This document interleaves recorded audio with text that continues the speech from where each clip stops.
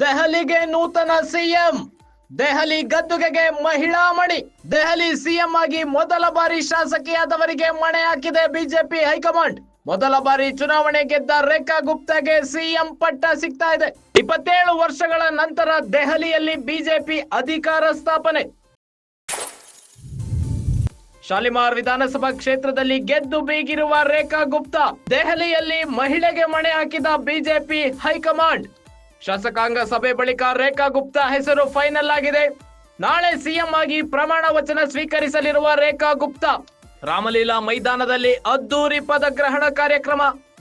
ದೆಹಲಿಯ 4ನೇ ಸಿಎಂ ಆಗಿ ರೇಖಾ ಗುಪ್ತಾ ಪ್ರಮಾಣ ವಚನ. 2.5 ದಶಕಗಳ ನಂತರ ದೆಹಲಿಯಲ್ಲಿ ಬಿಜೆಪಿ ಅಧಿಕಾರ ಸ್ಥಾಪನೆ ಮಾಡ್ತಾ ಇದೆ. ಅದರಲ್ಲೂ ಸಹ ಮುಖ್ಯಮಂತ್ರಿ ಆಯ್ಕೆ ಕಗ್ಗಂಟಾಗಿತ್ತು.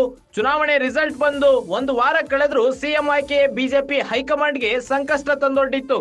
ಆದರೆ ಇದೀಗ ಹೊಸ ಮುಖಕ್ಕೆ ಮಣೆ ಹಾಕಿದೆ ಬಿಜೆಪಿ ಹೈಕಮಾಂಡ್. ಮೊದಲ ಬಾರಿ ಗೆದ್ದ ಶಾಸಕಿಗೆ ಸಿಎಂ ಪಟ್ಟ ಕಟ್ತಾ ಇದ್ದಾರೆ. ರೇಖಾ ಗುಪ್ತಾ ಈಗ ಸಿಎಂ. ಶಾಸಕಾಂಗ ಸಭೆ ಬಳಿಕ ರೇಖಾ ಗುಪ್ತಾ ಹೆಸರು ಫೈನಲ್ ಮಾಡಿದೆ ಬಿಜೆಪಿ ಹೈಕಮಾಂಡ್.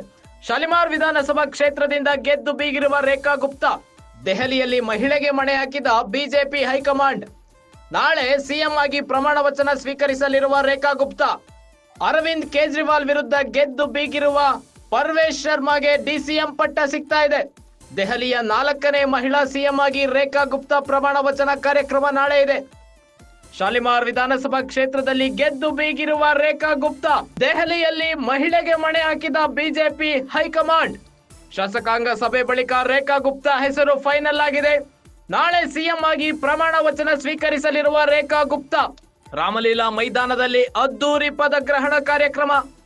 ದೆಹಲಿಯ 4ನೇ ಸಿಎಂ ಆಗಿ ರೇಖಾ ಗುಪ್ತಾ ಪ್ರಮಾಣ ವಚನ. 2.5 ದಶಕಗಳ ನಂತರ ದೆಹಲಿಯಲ್ಲಿ ಬಿಜೆಪಿ ಅಧಿಕಾರ ಸ್ಥಾಪನೆ ಮಾಡ್ತಾ ಇದೆ. ಅದರಲ್ಲೂ ಸಹ ಮುಖ್ಯಮಂತ್ರಿ ಆಯ್ಕೆ ಕಗ್ಗಂಟಾಗಿತ್ತು. ಚುನಾವಣೆ ರಿಸಲ್ಟ್ ಬಂದು 1 ವಾರ ಕಳೆದ್ರೂ ಸಿಎಂ ಆಯ್ಕೆ ಬಿಜೆಪಿ ಹೈಕಮಾಂಡ್ಗೆ ಸಂಕಷ್ಟ ತಂದೊಡ್ಡಿತ್ತು. ಆದರೆ ಇದೀಗ ಹೊಸ ಮುಖಕ್ಕೆ ಮಣೆ ಹಾಕಿದೆ ಬಿಜೆಪಿ ಹೈಕಮಾಂಡ್. ಮೊದಲ ಬಾರಿ ಗೆದ್ದ ಶಾಸಕಿಗೆ ಸಿಎಂ ಪಟ್ಟ ಕಟ್ತಾ ಇದ್ದಾರೆ.